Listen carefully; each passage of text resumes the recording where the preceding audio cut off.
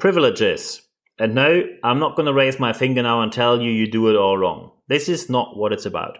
First, I have to say I'm deeply thankful due to the reactions I received on the recent podcast episodes. Many people were very honest that they are very insecure about the situation, not only due to the COVID crisis, but also due to what happened in the whole Black Lives Matter movement, diversity. We have Pride Month in June, of course.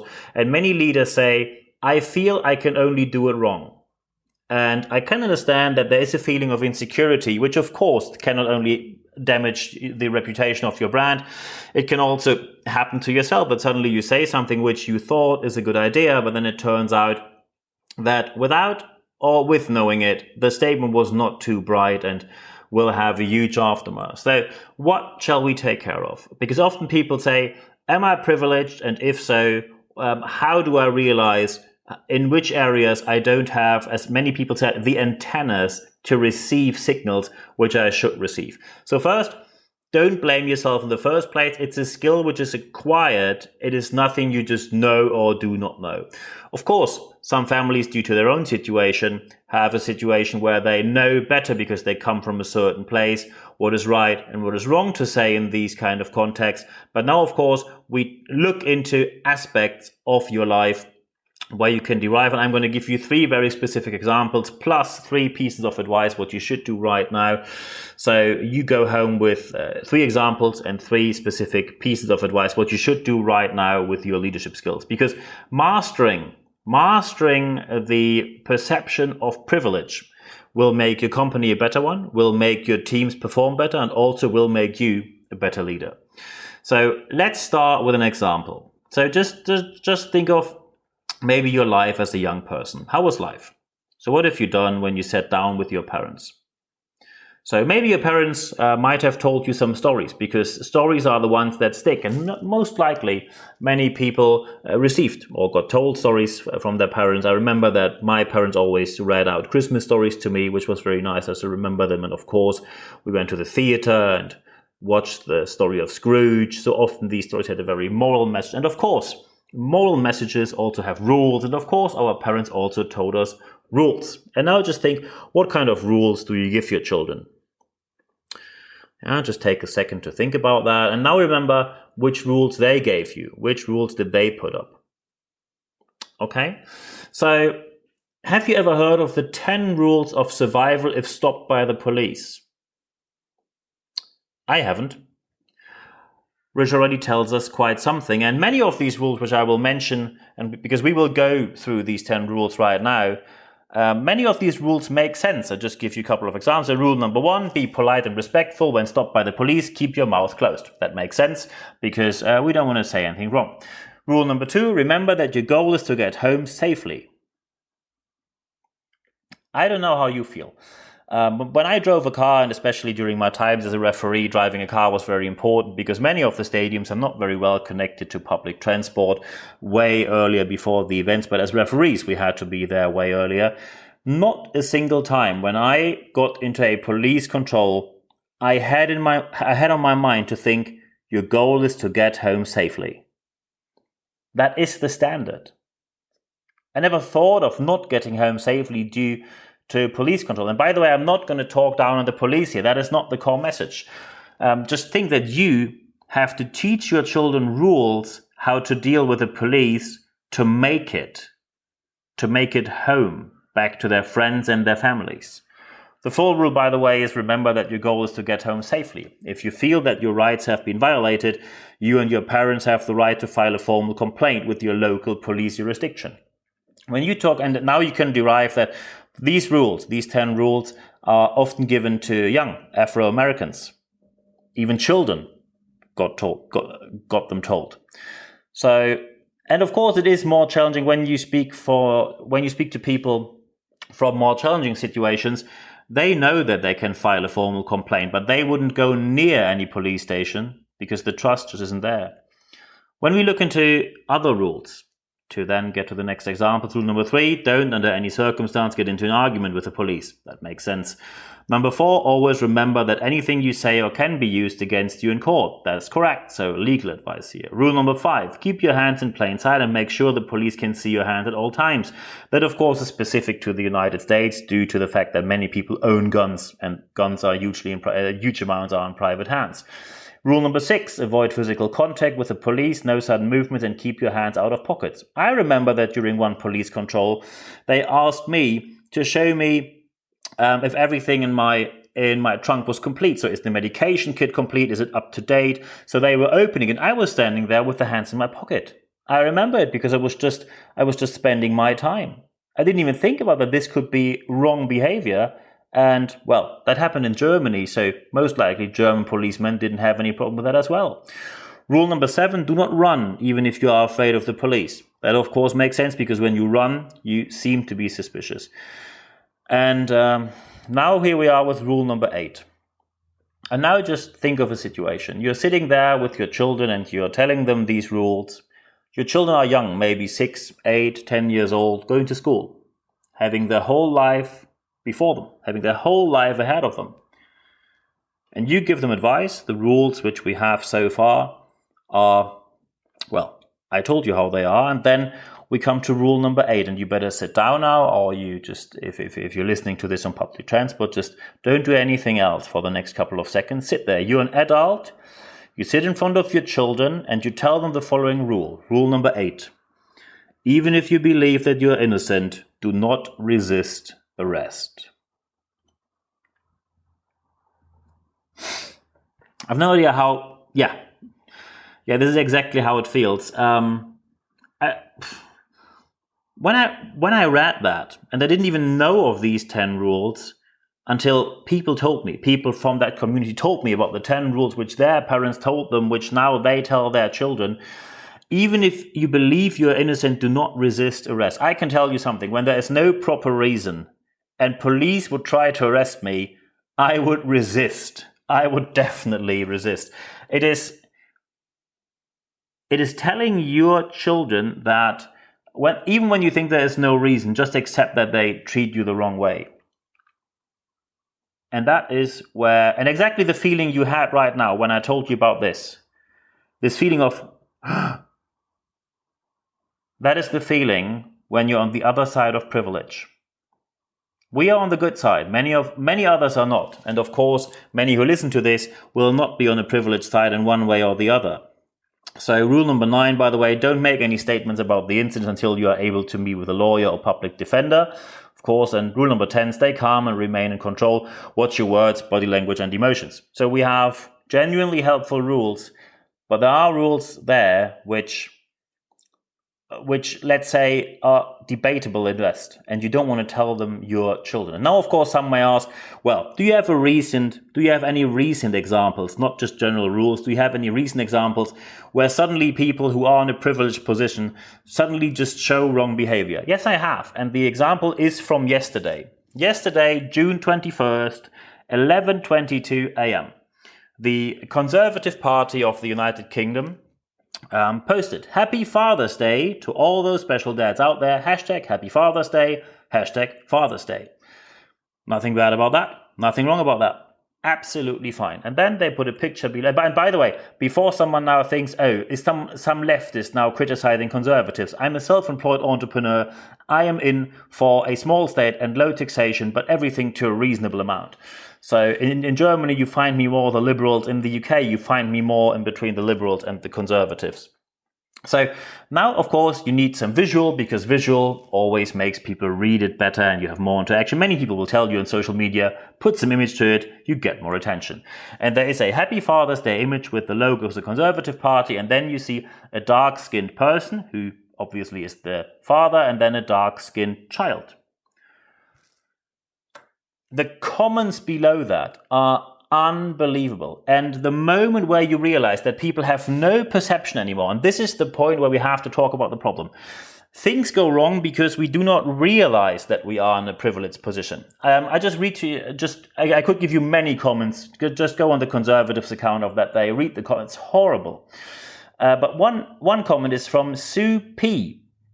Of course, people often abbreviate their names, which is rather common, so they think they can get away with something. She posted, "The black dads that have stayed are indeed very special. Tedious marketing, 3% of our population, fair representation and balance, please." So obviously criticizing that due to skin color and then making a very inappropriate comment about a problem which of course has way more layers and roots than skin color. Skin color has basically nothing to do with that. So, and then someone found out, and that of course is the point where everything turns. A user named Applewood said, "The saddest thing about these tweets is Susan Price." So he exposed her name. I'm only quoting a public source here. "Susan Price works at Action for Children, a charity that has inclusive as one of its values. Oh, the irony. Wonder if her team includes black and ethnic minorities." I have no idea how the next days will be for Susan Price, who is a team leader in the administration of Action for Children. And the values on the website of Action for Children include, "We're inclusive and strive to ensure that all children are included." Well, that certainly didn't go too well. And so there are now two options. Either she knew that her comments were racist, and then, of course, she's just an utterly unacceptable person. But there's a likelihood that sometimes people say something, they think it's acceptable, and then it turns out that it's not. And then, of course, the usual reaction is, "Oh, it's just young people being offended about everything." So first, that's wrong. Second, it doesn't get you anywhere. And third, by doing so, you harm your own brand. Action for Children will now most likely, due to that exposure, will receive less funds, will receive less donations, and you have a massive employer branding issue. If they don't, of course, implement countermeasures, which they hopefully will do. And I just give you a different attitude and a different viewpoint about the whole Father's Day.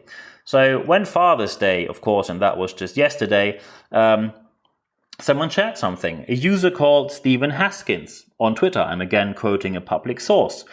And the message he shared was, the tweet was, "Got a message from Deliveroo." That's a delivery service in the UK for the ones who do not know Deliveroo.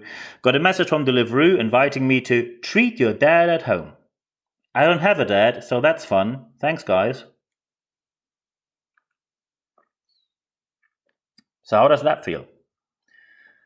How did I read that message? Because I was not connected to Stephen Haskins. I was connected to someone else, and the name of that person is Niall. And now, of course, some of you might claim, "Oh, are these all people who failed in life and they just complain about everything?" So first, Stephen Haskins is someone who works in PR and events coordination, so he's not struggling. And the person sharing that statement from Stephen Haskins is Niall. Niall has a PhD in astrophysics. He works for the government as a statistician. He's not struggling. He does stuff that many people wouldn't understand. By the way, including me, because math was never my strength. And his message, the message he shared was, "My dad died in the early 90s and my mum in 2013, and I wish companies would be a bit more sensitive with their marketing opportunities. Not having both or either parents is hardly an uncommon thing and could easily be pretty upsetting for a lot of people." And this is how it feels.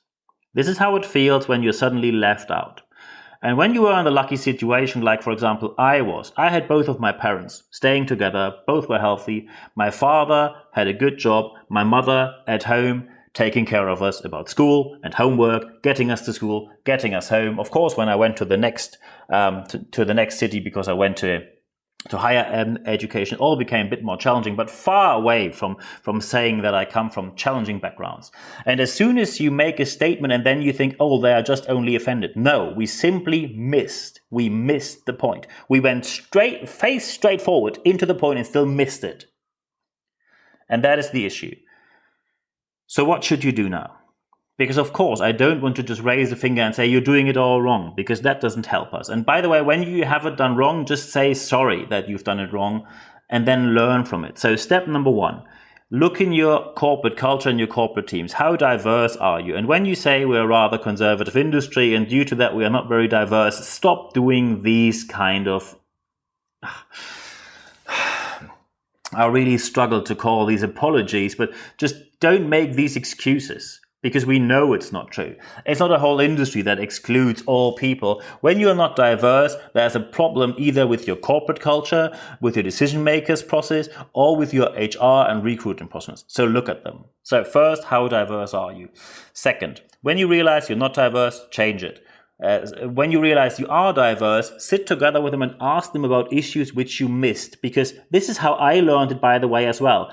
I made statements when I was a young manager for an education company, and I thought the whole world is my oyster. You make statements because you're in a good position. You just don't get that telling people it's all about hard work, and when you work hard, it's all going to be okay. I remember when I was for a training event in Los Angeles from that company. College Boulevard was the street. It was close to the Anaheim Stadium. I had a hotel in Los Angeles and the training was in Anaheim. And it was all fun and all nice. But I told someone, well, it's all about hard work, isn't it? Just work longer hours. Just show up a bit earlier, work a bit longer, and it will pay off. And then you can do your education afterwards. And then she said, I'm a single mother. How should I do this without being able to afford the education for my child? Bingo, Brabandt. Yeah, that's how I felt. I made the same mistakes many leaders do right now. It's not a shame to be late to a party. It's not a shame to be late with learning as long as you get there. That's a statement which I just recently shared from Jay Mann, who works for Barclaycard. That's in one of the former episodes. But when it comes to privilege, the person in the privileged position will always say, I did it all by myself. Why? Because it feels more comfortable. So when we are getting back to step number 2, sit together with your team and say, what are we missing? And by the way, when you are not diverse, don't sit together with your non-diverse team and try to figure out what you're missing. You won't get it. You're going to make it worse. You're going to make a pseudo-smart move which will fire back double as worse as it was before. And step number 3 is you need a clear commitment. And I can tell you the clear commitment will make you lose certain people. But let's face it, and let's look into free enterprise, the economy, and especially as entrepreneurs or many people who work in businesses and listen to this podcast right now. When you want to be successful, you think of, yes, I want to have a career. When you look into sustainably successful companies, especially in the last 20 years, when companies popped up out of nowhere and became huge corporations, Facebook, Google, Apple, you name it, they are all very diverse from the very beginning. You again lose a whole generation of young people who are not interested in the slightest to work in non-diverse environments. And when a young person is interested in working in non-diverse environments, that is a very questionable motivation already. So these are the three main steps. And I can tell you, it feels uncomfortable in the first place to say we've done something wrong. But I can tell you these communities will embrace once you change. When you change your attitude and your viewpoint and you say we've done it wrong in the past, what we're now doing it better, and that's what we do right now. Some people might be a bit suspicious. Is it just a PR stunt? Is it something they only plan to make some money out of it? So it will take some time to win their trust. But keep going and you sustainably will get their trust as long as you don't do the next mistake straight after. And that's why you need professional help with that, of course. Sustainable leadership always means that better leadership includes a perception of our own privilege. Privilege is not something which we should tell doesn't exist. Privilege is not something where we should say you either have it or not. Privilege is not the other people's business or perception. Privilege is something we all have to talk about and learn from it. Thank you very much for your time.